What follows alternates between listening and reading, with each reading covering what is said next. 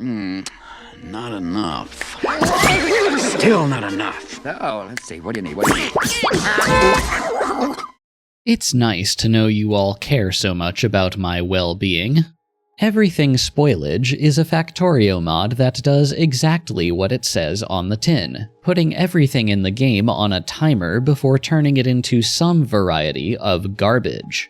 It has 3 different modes: Normal, intended to be a balanced experience; Peak Gleba, which turns everything into the spoilage we all know and love; and Random, which turns everything into something else. And guess which one my patrons voted for? By default, Random mode sets the spoil timer to anywhere between 10 minutes and 10 hours, which doesn't sound very punishing to me. Let's set it to roughly Space Age's range, anywhere between 2 hours at the most and 5 minutes at the least. I am going to leave off the settings that enable spoiling into explosions or biters, because in the interest of getting this video out sometime this calendar year, I'm making this a vanilla run rather than a Space Age run. Lest you think that makes things easier, remember that means no recyclers, which means no way of getting rid of unwanted items. You know, like items that might otherwise spoil into biters or nuclear explosions. Alright, let's get this mess rolling. There's plenty of trees and no biters nearby, which is nice because I only have 7 minutes until my ammo transmogrifies into blue circuits. That's the funny thing about random mode on this mod. It sounds maddeningly hard, and in some ways I guess that's true, but the difficulty is undercut pretty significantly by low-tier items spoiling into high-tier items, like the burner inserter spoiling into a portable fission reactor, and copper plates spoiling into nukes, which sounds awesome, until you realize the plates only last 5 minutes. The mod giveth and the mod taketh away. Even accounting for spoiling upwards, we still need plenty of raw resources, which means we need furnaces, burner miners to feed them, and coal to fuel them. It's always a good idea to start by setting up a couple burner miners facing each other for easy hand-fed coal access. Of course, in our case, coal only lasts for 6 minutes before it turns into gears, so we'll have to be fairly quick with it. After crafting our first lab, we can access the tech tree. Ordinarily, automation is the ideal first target, but I want a gun turret. Singular. The closest water patch isn't that close, and more time spent running back and forth between builds carrying items means less time before those items spoil. So we'll drag a line of power poles down and do our research right by the ore patches. Every science in this mod works like Gleba's does in Space Age, in that their freshness percentage dictates how much science they're worth, so we'll have to make a fair bit more science packs than we ordinarily would.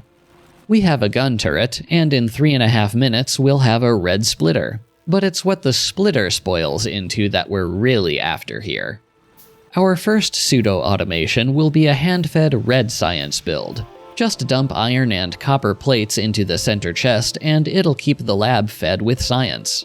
Or at least it would if it wouldn't get clogged on nukes. The most important rule for dealing with spoilage is that everything needs a dedicated spoil-out path. Something or other spoiled into heavy armor, which I won't bother to put on because equipped armor also spoils. But thanks to that gun turret from earlier, plus a bit of time and magic, we do have a way to defend ourselves. Who needs squeak through? And speaking of defenses, I just noticed that fish spoil into laser turrets, so let's go dredge a few out of the lake and scatter them around. In all this excitement, I've forgotten to put down any electric miners. Not that we need to worry about it much right now given the local tree coverage, but they do give off less pollution per mining operation, even when they're coal-powered. I am happy to report that personal equipment does not spoil in the grid. That won't help us personally, but I'm not saying no to Spidertron buffs.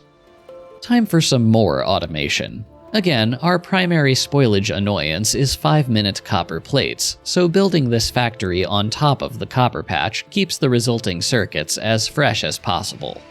My bullets are now chemical plants, and since we'll need those soon-ish, I decide to place them in the world to stop their spoilage timer.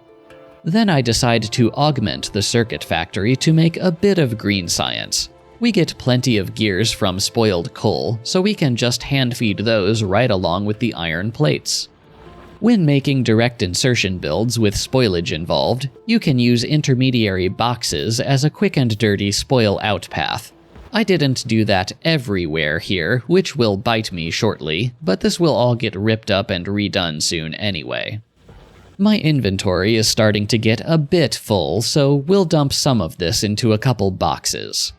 A bunch of hand-feeding later, and we've researched circuit networks. Again, not ordinarily a high-priority early research target, but this isn't an ordinary run. We're going to use constant combinators to solve our 6-minute coal problem, because they spoil into nuclear fuel. When a burner entity consumes a single item of fuel, it's all instantly converted and stored as energy in an internal buffer, which dodges the spoilage problem entirely. Just one constant nuclear combinator fuel will be enough to keep a boiler or a furnace burning for a very long time. That seems like a good excuse to lay down some slightly less temporary builds, so let's rip this up to make room. First, we'll set up a few miners to output directly into boxes, and circuit control each miner to disable if there's already ore in the corresponding box. The furnaces should always have a buffer to draw from, but that buffer should be as small as possible to minimize spoilage. Then we also circuit control the furnace input inserters to disable if there's already enough of their products on the belt. Furnaces have a huge output buffer, which is great in any normal game, but here it's again something we want to minimize. Coal will get no such treatment, because deliberately letting it spoil on a belt is such an easy way to get gears. After a spot of green circuits, we turn our minibus sideways, and then make red science on top and green science below. It doesn't need to be pretty, we just need it to bootstrap us to the rocket. To clear spoilage off the ends of the belts, we'll add some blacklisted fast inserters feeding into boxes that we'll manually clear out every so often. And of course, some inserters taking spoiled science out of the labs. We want these to be whitelisted rather than blacklisted, so they don't try to pull other science packs out. A few more labs and miners later, and we're getting things done. Here's a single furnace making some steel. We really only need it to make refineries and pump jacks right now. Speaking of pump jacks, I have mixed feelings about trigger techs.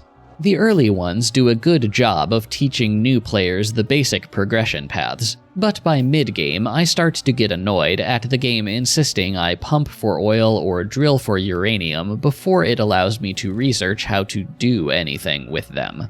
But after checking the requisite box, I go on a beeline for night vision equipment. There's a couple nests near the pump jacks which I'd obviously like to not aggro, but you may remember that we have ways of dealing with them. 2 biters survive the second nest nuke, so I fire a third way too close to myself and try to outrun the blast. Somehow I managed to totally miss that red inserters spoil into personal laser equipment. Back at base, we need some bricks for refineries, so... Okay, OBS didn't capture the error message, but this freeze is the game crashing because the nukes spoiled inside the Spidertron's rocket launchers. That was a fun bug report to write, and apparently a fun one for Receding to fix, since it took them all of 24 minutes. Anyway, after reloading a save and removing the nukes from the Spidertron, we can start building out the oil pipeline. It's easy to forget how much iron underground pipes take until you don't have a proper iron stack. Wooden chests spoil into flamethrower turrets, so we can defend the oil field for free. While sitting around waiting for a bunch of red and green science to complete, I start combing through the Factoriopedia and building out a giant spoilage graph. every item in the game, what it spoils into, and how long it takes. This is definitely overkill if all you're trying to do is beat the mod, but I have plans for a bit beyond that. Then I happened to notice something spoiled into roboports, so I grabbed those and placed them in the world right by the chemical plants, which it turns out I really didn't need to save. For reasons I'll explain later, I am absolutely drowning in chemical plants. Now that we have some basic oil refining set up, it's time we made blue science. This build will look fairly normal, at least in a vacuum. There's not much point making a mall in this mod, since anything in storage will eventually transform into something else. That means a lot of stealing items from belts for handcrafting, which the Spidertron's drunkenness makes much more difficult than necessary. It would be unwise to depend entirely on spoilage to get what we need for blue science. The engine spoils in all of 5 minutes, so it's best to make that as fresh as possible, which means we need to clear room for something approximating a normal furnace stack. I've heard it said that trees are the true enemy in this game. Anyway, half these miners will feed an iron lane, and the other half will feed a steel lane. And this being blue science, obviously we need to make some boilers. Those spoil into red circuits after 47 minutes, which officially gives us a trickle of blue science. Hey, remember when I said I wanted night vision equipment? Well, that's because it spoils into the rocket silo. Making rocket parts will still require the usual array of blue circuits, low-density structures, and rocket fuel. That last one doesn't spoil from anything, so we have to set up advanced oil processing and cracking. Thanks to 2.0's new circuit tricks, we can keep our cracking setup from deadlocking with just some content monitoring on the refineries, and enable-disable conditions on the chemical plants. If the refineries start backing up on a particular oil product, the corresponding cracking plants will turn themselves on. Because we're not making any plastic right now, we'll consume the excess petroleum by way of the rocket fuel's prerequisite solid fuel. Blue circuits are way out of left field, coming from spoiled yellow ammo after just 7 minutes. So we'll make that by pulling iron straight off the blue science ingredient bus. Owing to the high spoilage time for boilers, the red circuit spoilage chain doesn't work very well, but I feel committed to sitting here and waiting it out. Might as well kill some time making low chain density signal structures for the rocket, which will steal their iron from the blue science input line. Chain signals don't spoil directly into low-density structures, but each intermediate step is fairly quick, and they're by far the most ingredient efficient. That leaves rocket fuel as the crafting bottleneck, which we'll boost production of with some speed modules. Those do spoil in the module slots, so this is only a temporary boost, but we only need it temporarily. Of course, as of 2.0, the rocket silo alone isn't good enough to actually launch a rocket. You also need a landing pad, which only spoils from discharge defense, so we'll also need to research that.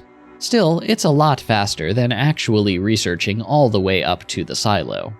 We do need some military science for that, which we'll be making mostly normally.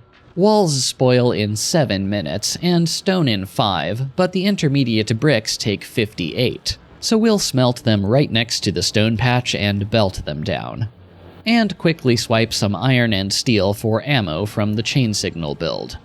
The interesting bit is the grenades, which red ammo spoils into by way of poison capsules, so we can capture our own spoilage and loop it back around to the input to complete the ingredient trio.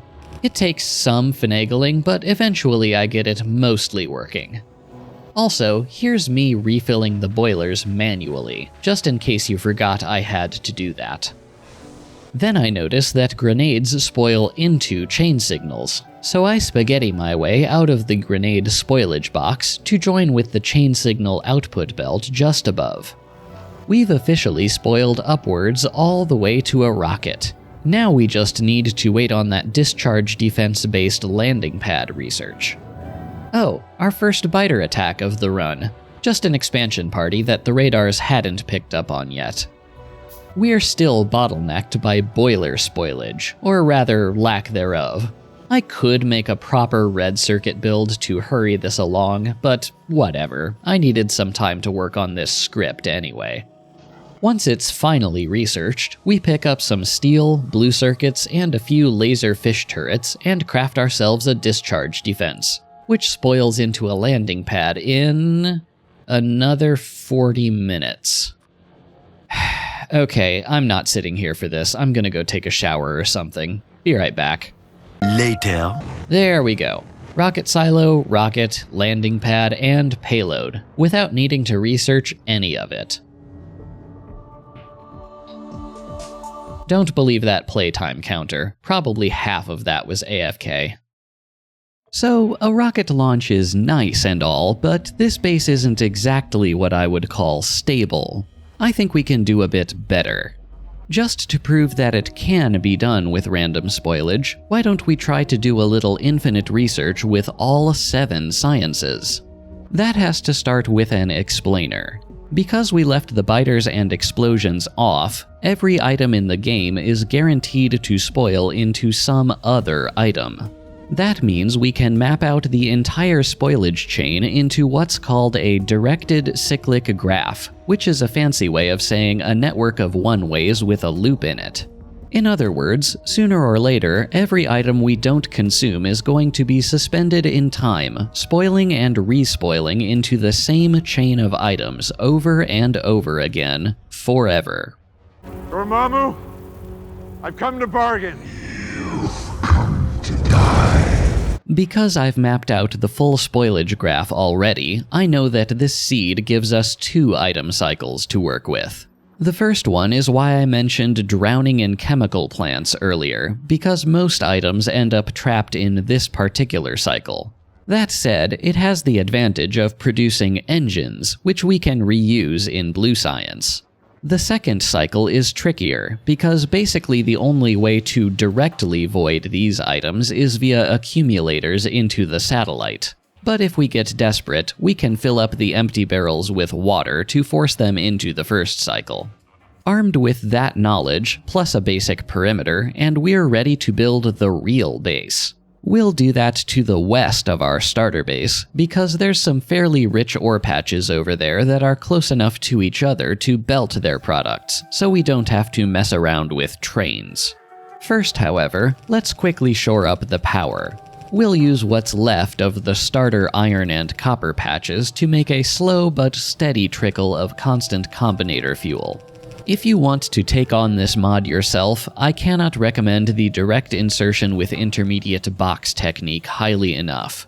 We'll still have to manually clear these boxes every so often, but I do have a plan to deal with that. Much like a space platform, we'll read the contents of this circular belt and use it to maintain a maximum quantity of buffered fuel.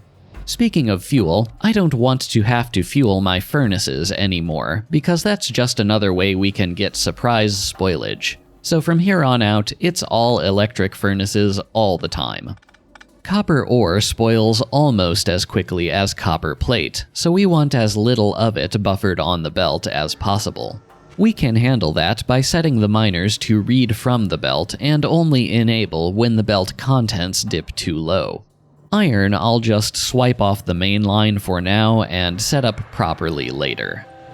Okay, now time to set up the mines for the real base. Because we're belting everything, and copper takes the least amount of time to spoil, we'll build the base right next to the copper patch so it doesn't have long to travel.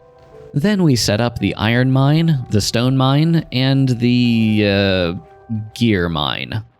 Side note, we finally have a loaded Spidertron equipment grid. A burner miner spoiled into an energy shield Mark II, and while I did have to craft the exoskeletons, their electric engines come from spoiled copper ore. Each ore belt will get a dedicated furnace stack. We do not want to use balancers here. Not only because they break up the belt content monitoring, but also ironically because they'd throw the system into imbalance. If two belts consume plates at two different rates, it would do us no good to feed them both at the higher rate, because the excess on the belt consuming less would just spoil. This nuclear test is codenamed Operation Tungska. For thematic reasons, I still want our red circuits to come from boiler spoilage, so I've decided to address the bottleneck by just making more boilers. PSA for anyone else who has the misfortune of mass-producing these, you technically need 4 pipe assemblers to support 1 boiler assembler, and we'll use a dedicated stone line to support the furnaces. Stone spoils into accumulators after just a couple of steps, so in preparation for the satellite, we'll start to forcibly spoil a bit of that. Then I need to add this ugly gap in the middle of my steel stacks to fit a blacklisted inserter for capturing ore spoilage. Finding an ideal amount of stuff to buffer on any given belt will take some trial and error, so I'd like to be able to dial in quantities as easily as possible. Thankfully, constant combinators exist. We can wire up all the input inserters for these furnaces to one constant combinator, and set them to enable only if there's less stuff on the final belt than we've set in the combinator. We can use the same trick for the miners too. Alright, we have our furnace stacks, which means it's time to start laying out the main bus. I'm getting sick of running back to the starter base to get supplies, so let's test out these combinators and try building said bus with real iron. And it's working beautifully. Let's also grab some coal-based gears. I don't want to handcraft those either. Green circuits are fairly shelf-stable at just over an hour, so we'll start with a few of those. This will be a fairly standard 3-2 design, but again with intermediate chests. And in further deviation from a normal design, we'll be pulling iron off the bus using an inserter. Splitters would kill our ability to monitor belt contents, so we just can't use them. Each belt will terminate with a blacklisted inserter to force any spoilage off the belt and into a chest. A couple combinator tweaks to open up the plate spigots, and we have automated green circuits. My inventory is pretty regularly overflowing with spoiled items, so I'm repurposing this nuclear crater to serve as a waste dump. Alright, let's remake some science. Red science can get its copper by extending the copper belt from the circuit build. Gears and green circuits are right on the edge of the bus, so we barely need to change anything to get green science up and running too. Ordinarily, you only ever need 1 yellow ammo assembler to feed red ammo for military science, but yellow ammo is also how we'll be getting blue circuits, so we need plenty more. Just like last time, we'll capture any excess red ammo and store it while it spoils into grenades before looping that back around to the input. Also just like last time, we'll take spoiled grenades and use them to supplement a chain signal build to eventually get low-density structures. And then blue science. Again, direct-fed engine assemblers to science assemblers with boxes between. Sulfur requires petroleum, so it's time to remake the oil build. We'll need more oil than last time, but conveniently there's another oil field right by the gear mine. As usual, cracking is allowed to be ugly. It just needs to work. Since blue science is quickest to spoil at only 5 minutes, we'll want the labs as close to the blue science output belt as possible. By the way, here's the super cool technique to get 4 belts of input on one side of a machine. This number of labs is, let's say, optimistic, but whatever, it fit in the space. Then of course the whitelisted output inserters to remove spoiled science. Okay, red, green, and black sciences are working. Blue appears to be starved for iron because it's all being eaten upstream by boiler production, but that should sort itself out with a bit of time. There's just enough room by the refining to drop the landing pad, which I totally planned. White science also spoils in 5 minutes, and neither it nor the satellite spoils from anything else, so our infinite research is going to be pretty painful. Purple science, however, spoils from heat pipes. That's fairly ingredient hungry, but it's still not as bad as making purple science the normal way. Still have to research it before we can do anything with it, though. Heat pipes will require tons of copper, so we'll pull down a dedicated copper line just for that. I've been upgrading the copper lines to red belts to help counteract their 5-minute spoil timer. While dumping more useless items in this blast crater, I realize I haven't checked on our power in a while. That was great timing because the copper wire production was totally clogged. The second of our 2 item cycles includes refined concrete, which makes it easy to pave the base. Couldn't call it the real base if it didn't have concrete after all. Anyway, if I want to make heat pipes, I'll need to research uranium mining, actually mine some uranium to hit the trigger tech, and then research nuclear power. This ain't space age where we get heat pipes for free with heating towers, because here there are no heating towers. We can get a head start while that researches by barreling some acid, but we'll need to unbarrel it fairly quickly since, you guessed it, the barrel spoils too. Apparently, you can't even place a miner on uranium until you've researched uranium mining, but we can at least unbarrel the acid and let the unspoilable liquid sit in the assembler's output. Half an hour later, we slap down a miner for a couple seconds to hit the trigger tech and then immediately rip it back up. It's not like we need the uranium for anything. At this point, we're again waiting on research, so I figure it's about time to fix that iron patch back at our starter base. We're still using it for power production, after all. I probably won't bother with construction bots to repair any damaged turrets, since it's easier to just nuke anything inside pollution range. But just in case, this is also a good opportunity to start laying down some roboports along the perimeter. Turns out you only need 1 heat pipe assembler to match the throughput of all our other science builds. Assuming I can keep it fed, of course. That will mean a little more steel than one of our short furnace stacks can provide, so here's some splitter-free balancing in the form of an inserter drawing from one steel belt and dropping onto the other steel belt.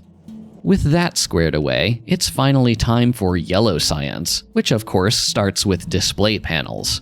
Those only stack to 10, so we can't buffer that many, but they should spoil quickly enough to get us a steady supply of flying robot frames. Low-density structures and blue circuits will get drawn straight off the bus. They should be mostly in their properly spoiled forms by this point. Then we take any excess red circuits and join them to the robot frame belt, which will soon let us make logistic bots. We have plenty of storage chests from spoiled red science, so this space in the middle will be our general dumping ground. And with logistics now researched, it's finally time to really show off what this base can do. Not, a lot, but... Blue science makes a good example. We want requesters as our intermediate chests, set to request engines, plus a few combat shotguns that spoil into engines. Then we set them to trash anything else, which will clear out spoiled engines and engine ingredients. By doing this, we can effectively void any items that have spoiled into the engine cycle. This technique does have a speed limit, of course, so we don't need all this extra spoilage. Then we put active provider chests on the spoil out terminations, including on the roboports themselves, since idle bots will also spoil. LDS and blue circuits are further down the gear spoilage path, so we'll also add requester chests to the yellow science input line and set the inserters to only supplement the chest contents if bot-fed spoilage gets too low. Just look at the beautiful logistics dance. Lastly, we'll extend a line of roboports back to the power production at the old base. Set these up with the appropriate requesters and active providers, and just like that, manual unclogging to maintain power is a thing of the past. While we're over here, let's steal the rocket silo and replace it in the real base. Which reminds me, I still need to remake rocket fuel. Solid fuel is also in the gear spoilage path, so it also gets to use the intermediate requester chest trick. We have to research the silo before we can make a satellite, but we can get a head start on the satellite build. Remember that stone to accumulator spoilage build we made ages ago? Well, we already have way more accumulators than we'll ever use in satellites, so that build is getting torn down. Radars are also in the gear spoilage path, but they only last for 7 minutes, so we'll make a little build to backfill it. Solar panels spoil from hazard concrete, which we can get by painting concrete from red or green circuit spoilage, so we'll also make a build to supplement the solar panel assembler. Once the silo is actually researched, we just set the recipes, craft and launch the satellite, queue up some worker robot count research, and that's everything. A random spoilage base that is technically capable of fully automated infinite research with all 7 sciences. Our final SPM is somewhere between 5 and 30, depending on which sciences we're researching with and how spoiled they are.